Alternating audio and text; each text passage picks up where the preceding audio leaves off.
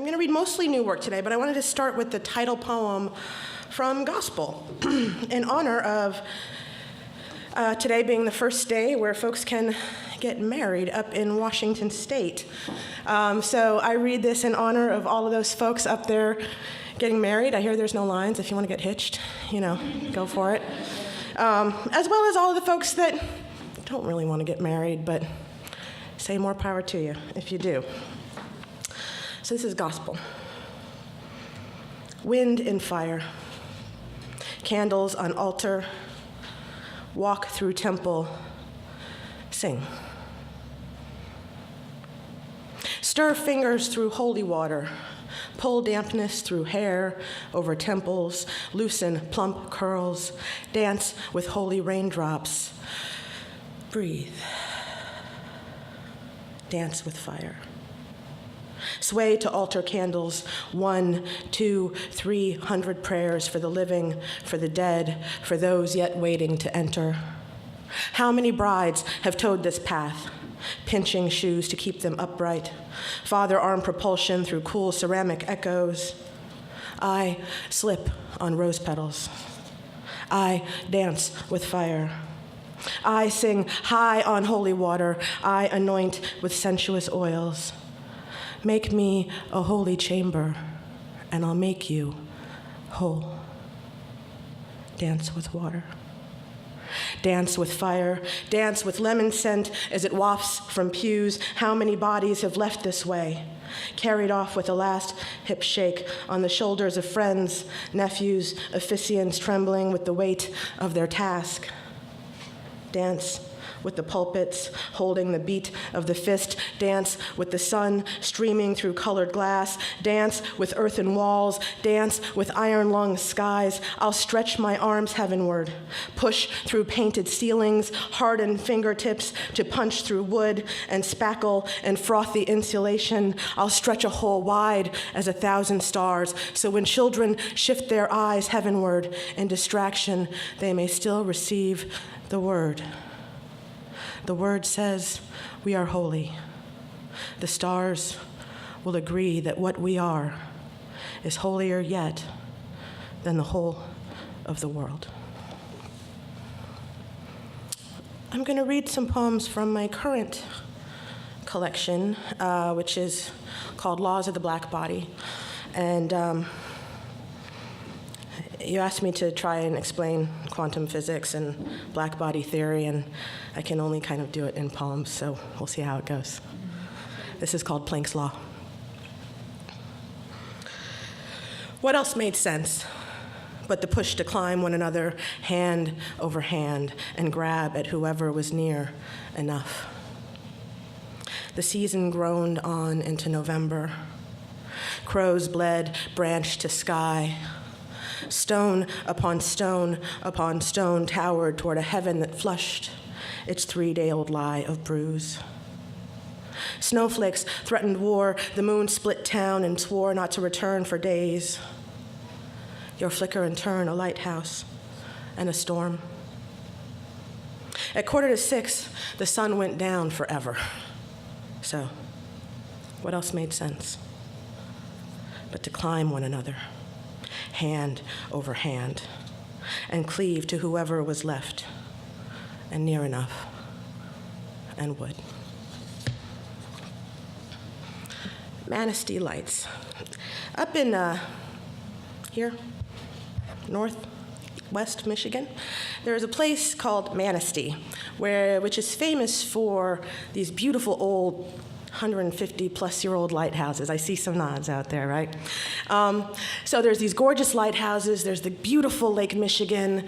There's a tribal casino and a big old prison. I knew someone in that prison. Brother, I don't either understand this skip-scrapple world that is. These slick bubble cars zip feverish down paved rushes of not corn, of not beets, of not cabbage, and the land, and the land. You should know, man. Nothing grows down here anymore except walloped wishes and gouged out oil cans. Where a bloodroot might span our distance sit these bars, landmined in the sand, lit from the inside eye, these cages, they twist us, they tornado us. No, I don't understand. Not those grates, not the grackles circling overblind, all perched so close to the beach there, we could smell winter freeze. In spring, did the wind bring the scent of smelt? Remember? Even strike years, Mother found smelt by the fingery bagful and fried them almost whole. It was almost enough. The law of total probability. When Chekhov said any gun brought into a story must be fired, I assumed he was talking about fiction.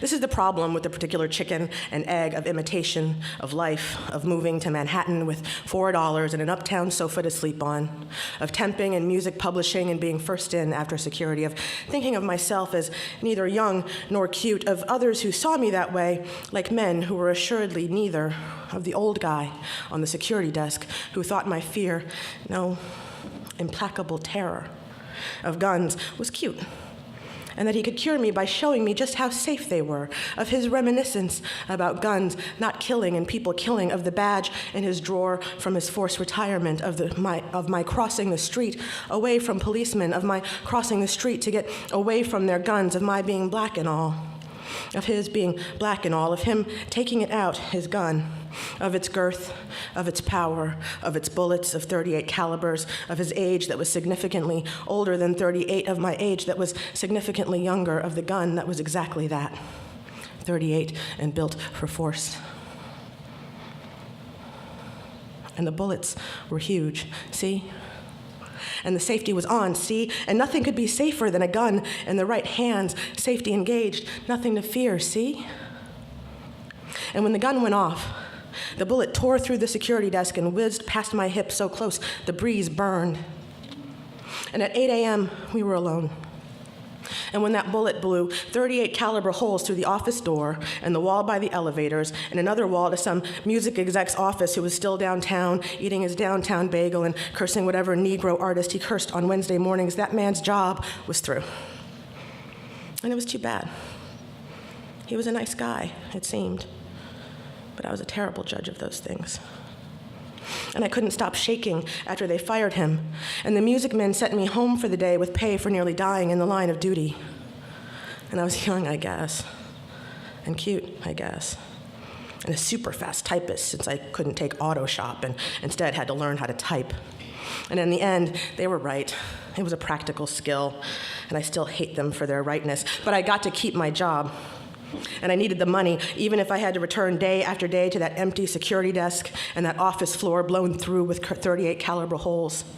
And I needed to get off that couch and into an overpriced Brooklyn flat with its cops and its guns and its 38-minute ride to Midtown.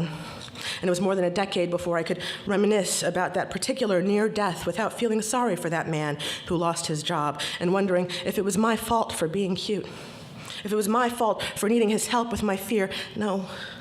Implacable terror of guns. And if it was my fault if he was too distracted by my chest to re-engage the safety, and if it was my fault, Chekhov was right. And if it wasn't. Field theory. Some things I whisper. How I don't always put my mind or heart before my lips or eyes before my feet. How sometimes I need you to pull me back from oncoming traffic or keep me from falling face down in the road. How I can't breathe without some salve to moisten the air. How none of us can. How water, how words birth, how we die without them. How after a week with no water, desert eyes cry blood. How I can't account for how we return, or as whom, or as what, but how I know ways to coax a languid kundalini toward the dew point shift. Sea, air, water, animal, we, tree, air, See? How I know I am little more than slush slop water. Not 70%, but through and through. How they say only a true bird brain tests water with both feet. Well, hell. How some things whisper me. Slide straight through sun and virgins and the weight of all canis majoris, how a bows on skim glides like bliss along a blue precipice. This also has an epigraph. It goes like this. You're a healer. There's a patient. That's an order. Captain James T. Kirk.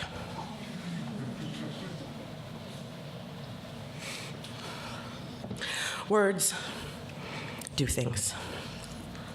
Hurt and other things. Heal and other things. Some words, these words, worked with my hands. We are black. We work. Fix things. Patch what ails. They're better than me. They call me Bashir, even when they know I'm screening. They bend these damned opposable digits to work. Doctor, they say, it's time. And when I break in the arcade, at the tobacconist, when I fix Lucy to lip as old men talk, and I know this doesn't matter. This is a thing I am to give up. These fat working men, their fat working guts, teeth that don't look like television teeth, who pick up 12 packs after long shifts, go home and drink and fuck and sleep, wake up to another long shift. I am supposed to be giving them up. These people are not my people. They are not my father. They are not my grandfather. They hated us. They hated us. Every other neighbor on my growing up courts, every schoolmate's daddy, step daddy, you are not my daddy, every rat that shacked their moms, and I am not their people. No, I'm a doctor, not a bricklayer, though these words don't build themselves. I'm a doctor, not a botanist, not a peeping Tom, not a doorstop. And if that one there, Jim, looks like the man who chased me, ass to shotgun to beer-drunk shouts off my own damned street, then that one there, Leonard, looks like the man who might have stopped him if he hadn't been at work. Told him, go on, back home, sleep it off. You don't chase children with guns. Would have told me, I hope, run along home now. Tell your daddy hello. But I'm a doctor, not a counter-insurgent or performer, not a dragon slayer or coal miner. I'm a daughter, not an historian, not a database, not a decorator, and sometimes it's a big ship, and I'm just a country doctor. And sometimes it's a long way home, but I'm a doctor, not a mechanic, and these words are wakeful, insistent, medicine, but I'm not a psychiatrist. I'm not even a scientist. I'm not a physicist. I'm not an escalator. I take each step one by one. Words do things. Hurt and other things. Heal and other things. These words worked by my hands. We are black. We work. Fix things better than me. Mortar and pestle. Physician and voyeur. Peddler and flesh. When I peek, it is in the line of duty. My name is Bashir. I'm a doctor, a magician, not an engineer, just an old country doctor. And maybe I can't fix a thing. But here, take my thumbs, let them dose. See how fast these words can serve as hospital, can work to make us well. Thank you.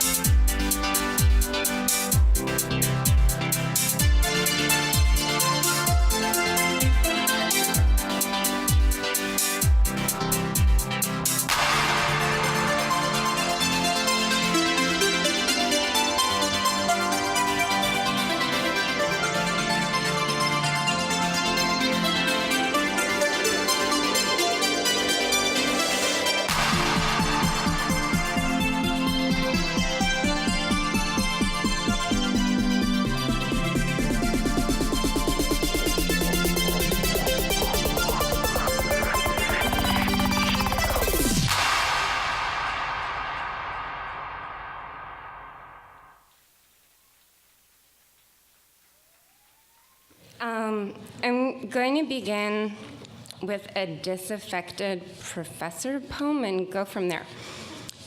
Human resources. Sometimes I've spent half my life stooping to scan beneath public bathroom stalls for feet. And sometimes the hem of my skirt is perpetually damp with toilet water as I rush through the halls of a public university en route to a strategic planning meeting, which is code for my own piss is drying on my skirt, and there are no emergency skirts.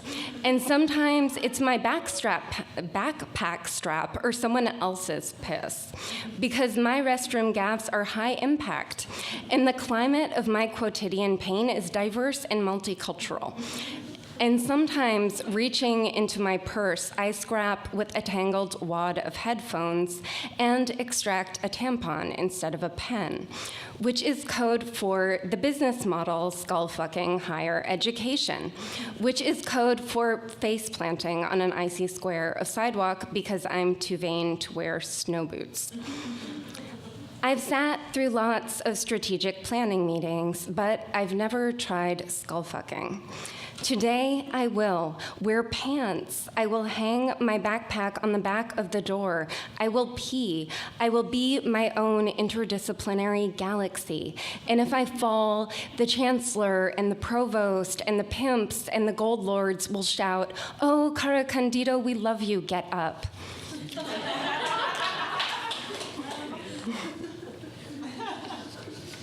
Anyway. So in September, I married a Mexican citizen, and among other things, I've learned how extremely broken our immigration system is. You get these decrees in the mail, and it's like the federal government says you will arrive here on November 26th and pee into a cup. Yeah, it's so strange and elaborate and expensive. So this is an erasure of a marriage-based immigration petition, forms I-30, I-485, and G-325A. The alien spouse's application. In conclusion, I petition. I am minor, I am physically present. I, being a refugee, military junta, polygamist, continuously, derivatively use black ink. I, being a communist, maternal uncle, war criminal, am applying for an adjustment of status because I have witnessed any of the above. I, being a physically present alien, petition.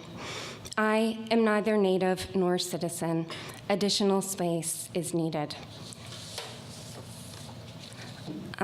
So I'm going to read a poem now. The first poem from my first book. I was talking to someone who said that she taught this poem, so I thought I'd read it. Why not? It's called Self-Portrait with an Ice Pick.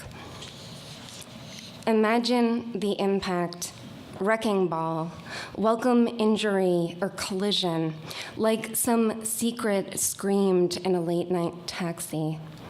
And while it was happening, bile rising and the blind urge of its happening, the ice pick striking the white wall of the freezer, the neon sign through the window like a red undertow, a sliver of the street corner where Essex looked like Sex Street, and a low winter sun vignetted the room, the wedding band left on the nightstand, because betrayal was a tender industry then.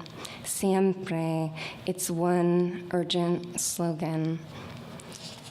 There was the mind's syncopation, fractured, freezer burnt, mesmerized by the shards of ice that ricocheted across the floor, cuts covering the knuckles, and a hole finally carved out, big enough for the bottle of vodka where Van Gogh's wheat fields trembled.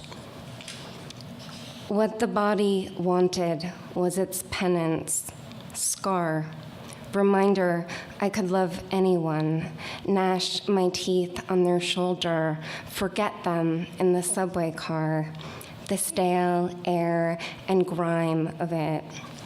Metal bar still warm from a stranger's hand, and the shock, almost erotic, of being jostled by so many limbs. Follow it, back to the bar where the drinks had lovely Storyville names. Chloe, Justine, Simone, names like a girl on a swing with her hair blown back. Espresso, nutmeg, grenadine, flower petals ground down to powder. Names I stumbled through that year when my one job in the world was to smile in a way that meant say something interesting and I might stay for 5 minutes. I remember Alex, the Bellini-eyed waiter, lighting a match, flicking his wrist like a gambler, drawing fate closer. I remember walking home past empty fruit crates and the truncated frames of bikes still locked to street signs. Helicopters circling the East River like a repeated phrase. There was no obad, just sunlight breaking the bones behind my eyes. What the body wanted was a blank room, its own pain, untranslated, self-contained. If I can see myself there, it's my eye in the window pane. Hazel speck reflected back against a daze of sirens. So I have one more poem. It's newish. There are lots of guns here. And we cannot trust the refrigerator. When I return from the doctor with no diagnosis, you're standing in your underwear, waving a bag of rotting vegetables like a monstrance. We cannot trust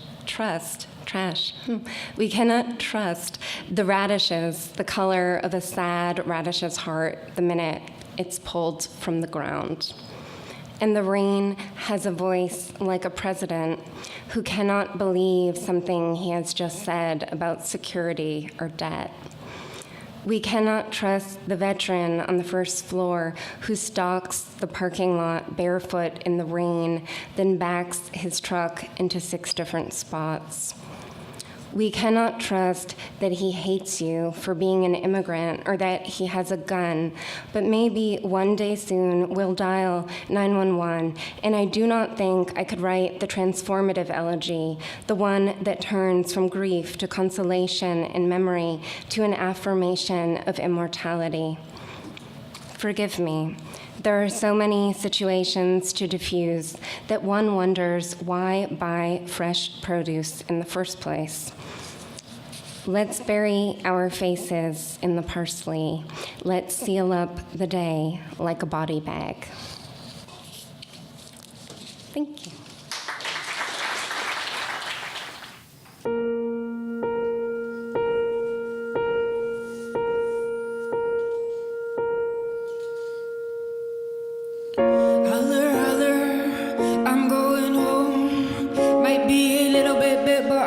Show 'em. We might be dirty, might be skinny like water, but there is a hole in God, and I'm not gonna fall down in there.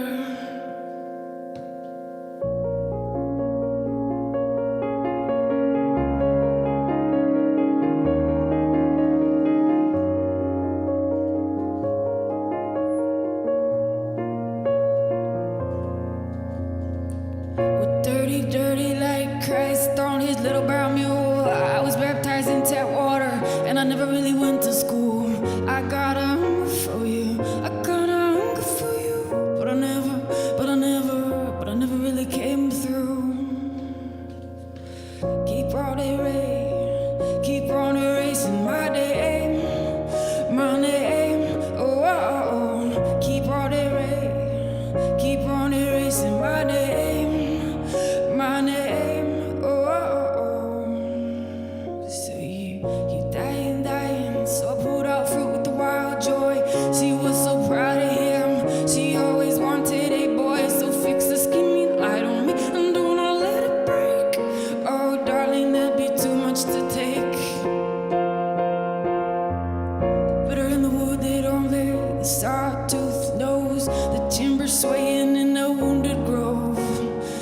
Extinguish it for me, 'cause I can do it myself. I lay my body down and call your house.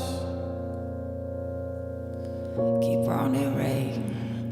on erasing my name, my name. Whoa, keep on erasing our name, our name. Oh, keep on erasing my name, my name. Whoa, holler, I'm going home. Might be a little bit, but I'm gonna show 'em. We might be dirty, might be skinny like water, but there is a hole in God, and I'm not gonna fall down in there.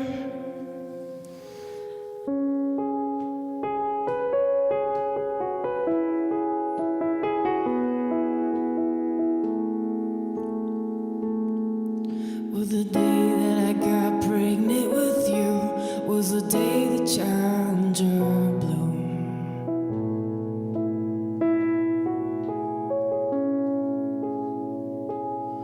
I took the garbage out like usual. Well, dinosaurs have got feathers now.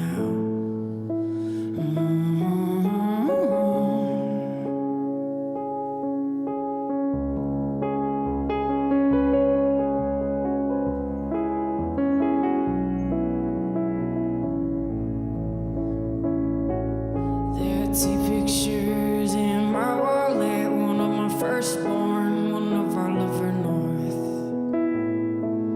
Keep me down.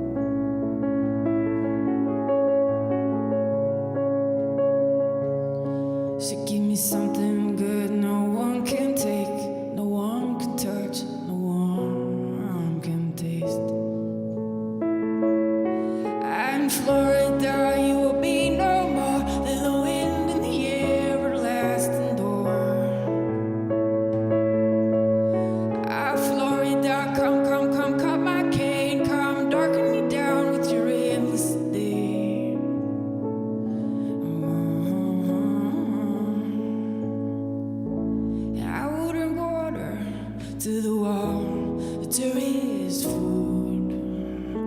Open up my shirt to show you I didn't steal, even though I could. It's you that follows the sheep, not them that follow you. You better name the time. You better name the time if you pursue it like.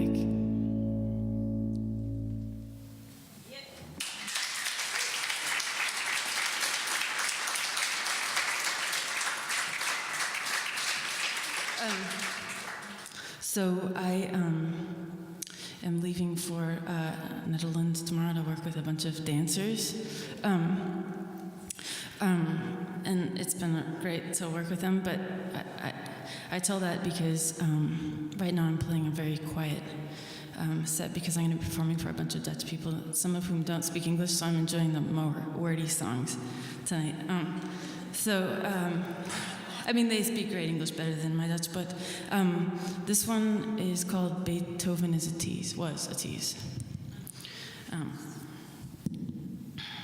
How's this sound, by the way? Because, okay, it's okay.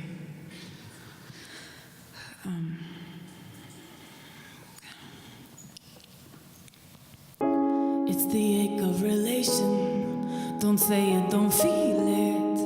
Even when he spits on his daughter, all of the world wants to partake of the same things. On our knees in the water, close is pain, but no closer is closing the rafters. As the feeling gone, where we used to follow the timber that is in town. So move on, yes.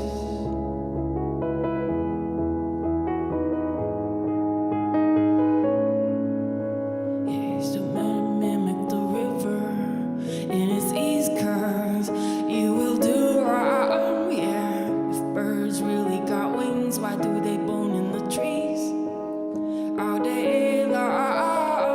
I wanted to be your wife when I was young or through all of my fire at the sun, yeah. This is the house that I have got keys to, but it's not my home, no. This is the house that I have got keys to, but it's not my home. This is the house that I have got keys to. It might as well be mine. And our love, it is a painter's scaffold. It is lifting us up to the eaves. They say, you know, the night 'cause you've seen the evening.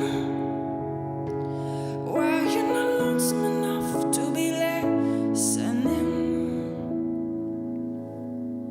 Why do these cattle scatter? It's 'cause they got frightened, or 'cause their blood is born now. Do you really not want it because you don't want it, or because it is yours now? Every home is extinct, every home is broken, but the brakes let a light in. The ocean over Ohio, well, it can have me, 'cause I don't know how to walk yet. The ocean over Ohio, well, it can have me, 'cause I don't know. And our love, it is a painter's scaffold, and it is lifting us up to the eaves. Where you say, you know, the night 'cause you've seen the evening. Well, you're not lonesome enough to be listening. And the world, it is perfected in the darkness. The first time I made out was behind a Taco Bell. In 20 years, I might be homeless.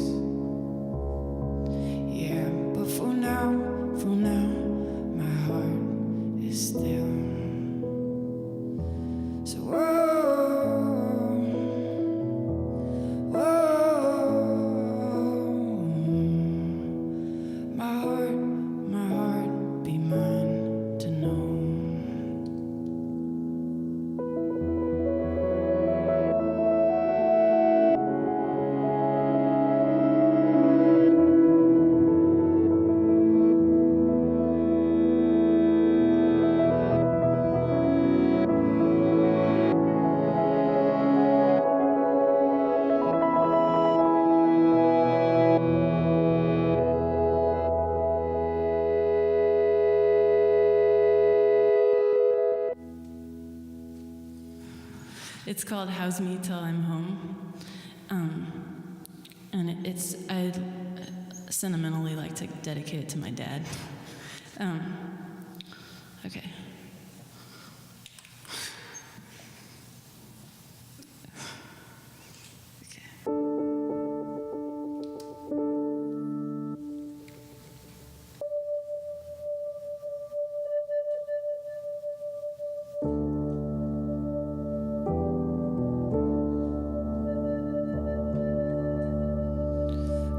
That it's alright to remember them, not as they are now, but as they were then. Before the nets came hauling in, before the nets came hauling in.